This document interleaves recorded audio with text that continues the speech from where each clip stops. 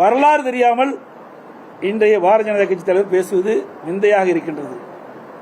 1984 தான் இப்பொழுது இருக்கின்ற பாரதிய ஜனதா கட்சியுடைய தலைவர் பிறந்திருக்கிறார் என்றுதான் எனக்கு கிடைத்த தகவல்.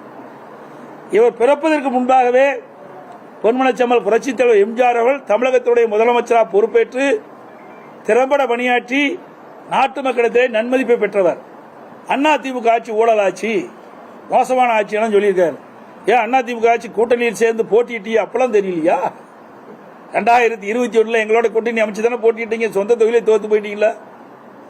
அதோடு அதிமுக கூட்டணி இருக்கிற போதுதான் மேலவையில் பல்வேறு மசோதாக்கள் கொண்டு வந்த பொழுது அதை நிறைவேற்றுவதற்கு அதிமுக தேவை.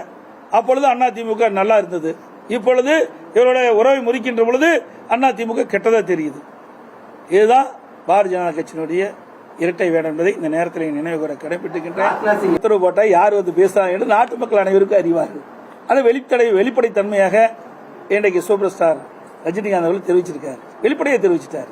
இவரெல்லாம் நாடகம் ஆடுறாங்க, திமுக பாரதிய ஜனதா நாடகம் ஆடுறாங்க. அந்த நாடகத்தை வெளியில கொண்டு வந்தது திரைப்பட நடிகர் அவருக்கு நடிச்சு. என்ன பிட்டிங், எந்த எம்எல்ஏவுக்கு மாசம் என்ன பணம் கொடுக்க வேண்டும் என்பதுதான் கூவத்தூர்ல இந்த பிட்டிங் முறை.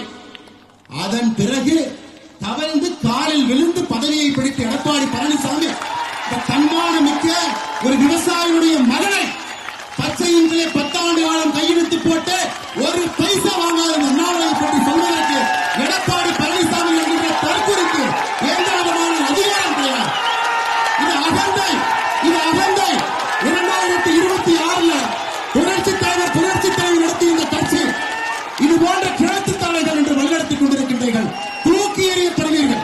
4வது இடம் கூட கிடையாது. 2026 சட்டமன்ற தேர்தலில் அனைத்து இந்திய அண்ணா திராவிட முன்னேற்ற கழகத்திற்கு 4வது இடம் கூட கிடையாது.